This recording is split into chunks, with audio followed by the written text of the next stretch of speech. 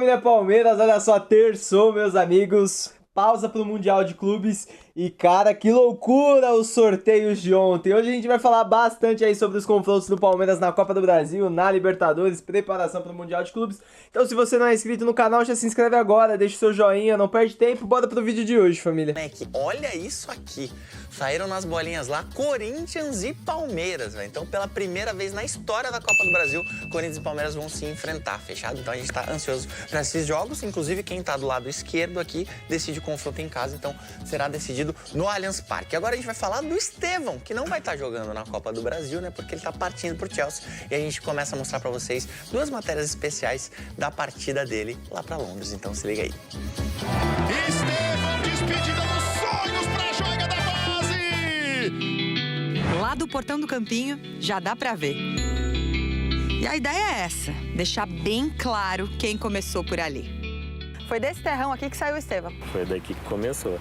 Na verdade, o Estevão, antes de você colocar no asfalto descalço, ele ia sobressair, né?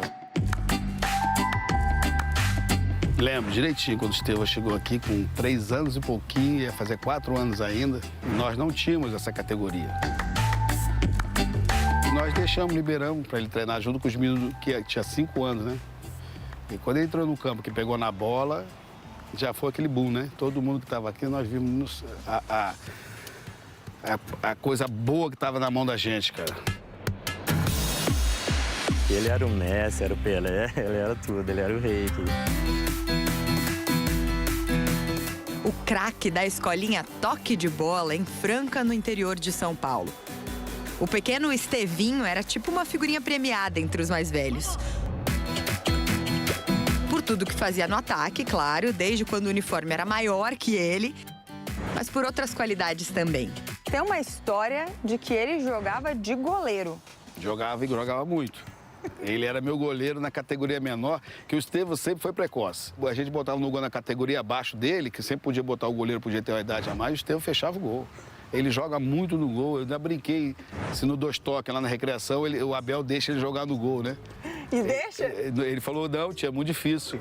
As luvas nunca serviram tão bem como a bola nos pés. E daí veio a ideia do treinador, levar Estevão até um clube da capital. Mas na época, ainda não era esse clube que você pensou logo de cara, não. Eu levei o Estevão no São Paulo, no Morumbi. O Estevão tinha 8 anos, eu coloquei o Estevão para jogar no Sub-10 contra o São Paulo. E ele matou com o jogo. Aí nós conversamos lá, o pessoal do São Paulo ficou maravilhado com ele. Pediu para que eu segurasse ele até os 10 anos, para depois dos 10 anos a gente levar ele para o São Paulo, que realmente não tinha essa categoria. Eu vou jogar de meio atacante? Não dava para esperar. E pouco depois, o Cruzeiro levou o Estevão para Belo Horizonte, onde ele ficou até os 14 anos. Um vídeo desse aqui você paga caro. João Paulo Sampaio, coordenador da base do Palmeiras, está acostumado a ver vídeo de promessas do Brasil inteiro. Mas ele sabia que esse menino merecia uma atenção maior. A alegria, o drible, o 1 contra 1, o DNA do futebol brasileiro, né? Com idade para assinar o primeiro contrato, a família decidiu que era a hora de vestir a camisa do Palmeiras. Foi onde Estevão empilhou taças na base e fez o primeiro treino como profissional com apenas 16 anos. O Piquerez teve que marcar ele, que ele jogava na direita e ia pro drible. Piquerez, quem é esse fedelho aí? Quem é esse? Falou lá em espanhol rápido, né? Aí eu falei, diferente, né? Ele... Difícil segurar ele, muito difícil. Difícil segurar mesmo. Tanto que agora, com 18 anos, ele vai para o Chelsea da Inglaterra como a maior venda da história do futebol brasileiro. Quase 400 milhões de reais. Com a experiência de quem já tem quase 2 anos no time principal do Palmeiras. E a ousadia de quem só está começando. Quando eles verem o talento de Estevão, muitos já devem conhecer lá do Chelsea, mas vai fazer assim, ó, toma a bola. Dá a bola para ele que ele vai decidir pra gente. Vai, Estevão. Estamos aqui na torcida por você, sempre, você sabe disso, né? Peço a Deus que continue te abençoando, guiando seus caminhos. E eu tenho certeza que tudo vai dar certo. Não esquece da gente, a gente está sempre por aqui. A cidade está sempre torcendo por você. Olha a foto lá atrás, lá. O Moro lá atrás. Serginho, um abração pra você, cara. Obrigado por tudo. Aprimorando nos números, o Palmeiras é um dos que mais chutam de fora da área. É o segundo com maior percentual de chutes de fora da área. E o Flamengo é o primeiro com mais chutes de dentro da área. 70%, algo mais, um pouco mais do que isso. O Flamengo finaliza dentro da área. E aí, quando você finaliza mais de perto, a chance de fazer o gol é maior. Eu acho que está aí a diferença entre o aproveitamento de ambos. Já que você citou o Palmeiras, qual a sua análise ou visão neste momento, hoje, dia 3 de junho, de Palmeiras e Corinthians, o confronto, o derby? A gente sabe que o Palmeiras hoje é um time mais consistente que o Corinthians. Porém, clássicos deste nível diminuem as diferenças, né? Estreitam as diferenças. A gente viu recentemente uma final de Campeonato Paulista em que o Corinthians saiu campeão, olha só, vencendo o primeiro jogo dentro da própria casa do Palmeiras. Então, e daqui até lá, a tendência é que o Corinthians consiga recuperar, né? O Yuri, se o Yuri voltar a jogar pelo Corinthians, a gente não sabe ainda, porque tem a possibilidade dele sair, né? Mas que o Memphis volte à sua condição. Quem sabe que se a questão política interna tenha um norte, né? Que hoje parece muito... Um desfecho indecisa, bom para o clube, será? Indefinida, Então, tem que esperar o que vai acontecer até lá, o Garro voltando a uma boa condição. Tudo isso pode fazer com que o Corinthians chegue ainda mais forte. É claro que se fosse hoje, o Palmeiras estaria muito, muito à frente do Corinthians. Mais uma vez, do ponto de vista do Corinthians, vai ter que ser na superação, como tem sido há muito tempo. Foi nessa final de Paulista, foi nas análises que a gente faz de Corinthians e Palmeiras de pelo menos 8 anos para cá. Todas essas condições que a gente está colocando tem que acontecer para o Corinthians ainda equilibrar esse confronto. O Palmeiras está muito na frente. Como uma grande fase de Hugo Souza, que a gente vê defendendo o pênalti aí do Rafael Veiga. Sim, aí vai dizer, o Corinthians ganhou, o Paulista ganhou, mas muito na superação. Uma estratégia no primeiro jogo, segurando o segundo. Uma estratégia, eu diria, para quem gosta mais de futebol e de bastidores desagradáveis, uma estratégia desagradável, na minha visão. Nos últimos 10, 15... Bastidor desagradável, eu vou te falar. O que aconteceu no segundo jogo, quando os últimos 10 minutos não teve jogo, porque estava uma fumaça absurda. Não, eu fui muito crítico nisso. Você concorda comigo? Foi muito crítico. Não é verdade? Teve jogo? Não, depois de que teve o pênalti, né? Aquele pênalti que gerou muita polêmica, a expulsão do Félix Torres, e aí o Memphis levou a bola lá para o fundo e subiu em cima dela. A partir dali acabou o jogo. O Corinthians ainda perdeu uma chance de fazer o gol da vitória. Teve uma chance com o Yuri. Com o Yuri Alberto, mas realmente... Sem desmerecer o título do Corinthians, foi merecidíssimo, mas... Para quem gosta de futebol como eu prefiro que os últimos 5, 8, ou 10 ou 12 minutos sejam de futebol e não só de catimba e de fumaça no campo. Em função daquilo, né, a torcida do Corinthians foi proibida de levar bandeiras, de levar faixas, de levar tambores para a arquibancada. Está jogando assim, né? Mas são condições que não se repetirão, até porque agora a decisão é no campo do Palmeiras. Só se o Palmeiras fizesse isso. Você tem certeza? Não creio. Você tem certeza disso? Que não se repetirão? Estamos falando de Brasil e de futebol brasileiro. Eu não duvido de nada, hein? A bola tá com o Palmeiras, né? Agora se concentra mesmo integralmente na Copa do Mundo de clubes da FIFA.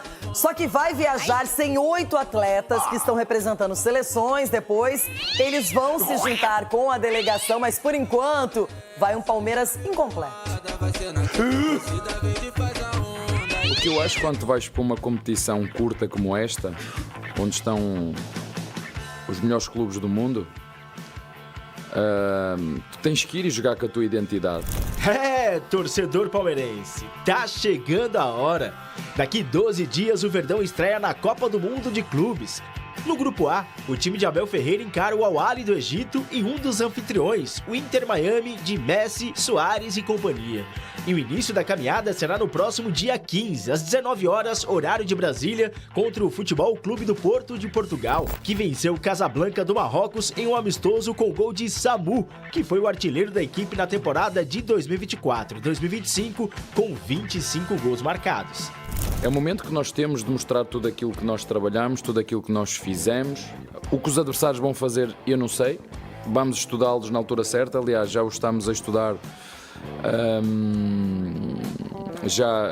atempadamente. Em uma eventual classificação do Palmeiras, o chaveamento seguinte é com o Grupo B, que conta com o Paris Saint-Germain da França, atual campeão da Liga dos Campeões, Atlético de Madrid da Espanha, o Botafogo e o Seattle Sounders dos Estados Unidos. nós contra eles, eles contra nós. Não acredito que as equipas, só por ser um campeonato curto, que vão alterar a sua identidade. Sim, acredito que outras equipas tenham trocado os treinadores, como por exemplo o Real Madrid. Vou gostar de perceber como é que ele vai jogar, se vai jogar, e vai ser para nós, enquanto comissão técnica, um momento fantástico para poder ver mais uma vez o que fazem os melhores e nós podermos também confrontar os melhores. Após a derrota para o Cruzeiro, a segunda seguida no Campeonato Brasileiro, Abel Ferreira, com a data FIFA para as eliminatórias da Copa do Mundo, deu folga de 2 dias para a rapaziada. O elenco volta aos trabalhos nesta quarta-feira. O Palmeiras embarca para os Estados Unidos em voo fretado na manhã da próxima segunda-feira, mas sem 8 jogadores que estão com as suas seleções. Estevão, Richard Rios, Gustavo Gomes, Piquerez, Emiliano Martinez e Facundo Torres, além de Luigi e Benedetti, que estarão com a seleção brasileira sub-20 no Egito. Eles viajam para a Copa do Mundo de Clubes no dia 11, juntamente com a presidente Leila Pereira, em seu avião particular. Com o departamento médico vazio, apenas o atacante Bruno Rodrigues está afastado, mas já em fase de transição física. E com o rodízio feito por Abel Ferreira até aqui na temporada, fisicamente o Verdão chega inteiro para a disputa da competição. Temos as nossas possibilidades e vamos apostar tudo na nossa percentagem, mas um jogo de cada vez, e quando estivermos lá no Mundial vamos desfrutar com responsabilidade da grandeza do nosso clube, e nós contra eles, e depois no final logo vemos qual será o resultado. Está bem? Tá aí o Palmeiras, agora sim, o Mundial é a prioridade, a Copa do Mundo de futebol, de clubes, mas a gente sabe que é uma competição muito difícil. Eu fico pensando no PSG, ninguém falava no PSG. Ganha a Champions League, será que ele vai mais animado, mais motivado, ou vai também tranquilaço, já ganhou a Champions, hein, Cicinho? Tem vários concorrentes, tem muitos... aqui inclusive, para quem ainda não acompanhou, esse é o calendário do Palmeiras na competição, ele está no Grupo A. O primeiro jogo é diante do Porto, que não é a equipe mais tradicional da Europa, é uma boa equipe, obviamente, mas dá para ter jogo aí, né? Lá em Nova Jersey, não é? No dia 15 de junho, 19 horas. O Palmeiras joga com o Al-Ahly também, no mesmo local, no dia 19, às 13 horas. E aí ele encerra a participação na fase de grupos diante do Inter Miami, em Miami, na casa do time do Messi, no dia 23. Aliás, eu não sei se o Messi faz aniversário 23 ou 24. 24, mesmo dia que eu. Então, será que o Messi vai ganhar um presente de aniversário? Um de grego ou um verdadeiro? Então, 22 horas. E aí, Cicinho? 3 taca. O Palmeiras... Taca. Nossa, o Cicinho vai falar isso. Tomaram taca. Quem vai, o Palmeiras vai ganhar? Essa palavra taca. Taca. Mas brincadeiras à parte, o Palmeiras fez 6 meses de pré-temporada, né? Porque o Campeonato Paulista foi para participar, o Abel deixou claro isso, e pegou a sequência do Campeonato Brasileiro e Libertadores, assim, nessa crescente. Então o Palmeiras chega muito bem preparado, a gente brinca. Mas o Palmeiras vai jogar de igual para igual com esse time. Chega bem preparado. Não, mas vai perder, vai perder. Só pra entender essa linha aí. O Palmeiras pode chegar muito bem lá, ganhar do Porto e perder pro Al-Ahly. Entendeu? Que tá acostumado com o Mundial, né? O Palmeiras também. Mas que o Palmeiras está forte, o Palmeiras está bem preparado. Estamos acostumados, pai. Eu estava falando para vocês aqui, mas quero falar também publicamente. Eu vejo essa competição muito propícia para o Estevão brilhar. É um jogador que nós já conhecemos o potencial dele, a maneira como ele faz gols, como ele cria jogadas, como ele atrai a marcação adversária. Ele tem muito recurso e acho que ele poderia se beneficiar nessa despedida do Palmeiras jogando muita bola. Poderia ser um grande trunfo e ninguém está lembrando muito do Estevão, não é? Mas, Edu, é uma competição difícil. É obrigação do Palmeiras passar nessa primeira fase? Renato, é claro que quando você chega numa competição como essa e pela grandeza do Palmeiras é obrigação, mas a gente sabe o quão difícil é. Vai ser muito difícil o Palmeiras, acredito que por mais que o Palmeiras se preparou para chegar a esse momento, Mas na hora que... Eu gostei dessa grandeza. Que grandeza! Na hora que ali a Ô, bola Negrão, rolar hein? ali, Negrão é muito amigo, assim. na hora que a bola rolar ali... Qual que é a grandeza do Palmeiras no Mundial? O Palmeiras é grande aqui. Lá com o Inter de Miami, com o Al-Ahly, com o Al-Hilal. A gente tá acostumado a jogar Mundial. Ele falou que tá acostumado a gente tá acostumado a jogar Mundial, rapaz. A gente já foi lá 2 vezes, entendeu? Chegamos, fomos de 51 foi uma surpresa. Não, agora, Edu, seja firme, Edu. Esses dois devem entrar na sua mente. Os dois aqui não vai ganhar de mim, não. Pode ficar tranquilo. E o Palmeiras vai passar, sim, da primeira fase. E a gente vai buscar aí, né, classifica só mais um? longe possível. Classifica um, né? 2. Não, o outro vai pra, o segundo não vai pra repescagem? Mas 2 vão continuar no Mundial. É que nem a Sul-Americana. Vão pras oitavas, já vai pras oitavas. Rapaz, eu preciso segurar aqui pra parar de rir. O time começa em 90, vai, vamos falar do time. Ronaldo, não, tem que segurar aqui pra não rir. Vai começar em 90. Eu vou dar um refresco aqui pro Edu Dracena. Já de falar sobre o Palmeiras para responder se o Verdão pode faturar um troco com o Danilo. Você lembra dele? Volante revelado na base, um dos mais promissores do elenco e vendido em janeiro de 2023 para o Nottingham Forest. O início dele por lá foi extremamente promissor, mas o Danilo acabou se contundindo e perdeu espaço na Inglaterra, tanto que o jornal Mail Sport informa que existem negociações para que ele troque o Nottingham Forest pelo Lyon, clube francês de John Textor. A operação geraria na casa dos 20 milhões de euros. Na hora lembrei que o Palmeiras, quando vendeu o Danilo, ficou com 10% da mais-valia. E aqui que vem a má notícia para o torcedor do Palmeiras. O Verdão havia vendido o Danilo em janeiro de 2023 por 20 milhões de euros. Se o negócio com o Lyon for fechado por 20 milhões de euros, não há lucro para o Nottingham Forest, ou seja, o Palmeiras não fatura nenhum centavo na negociação, exceto pelo mecanismo de solidariedade, que é um pequeno percentual, que varia de 0 a 5% de acordo com o número de anos que o atleta passou nas categorias de base. Só para completar em relação ao Verdão, um número assustador que tem a ver com o Abel Ferreira. O Abel tomou mais um cartão na derrota por 2-1 do Palmeiras para o Cruzeiro nesse domingo. E hoje o Abel tem mais de 20% dos cartões que o Palmeiras sofreu na temporada. O Palmeiras tem, em 35 partidas, 62 amarelos e 1 vermelho. Já o Abel soma 12 amarelos e 2 vermelhos nesse atual ano. São 22% dos cartões. O número de cartões do Abel representa 22% de tudo que atletas da linha e do gol sofreram de cartão desde o início da temporada.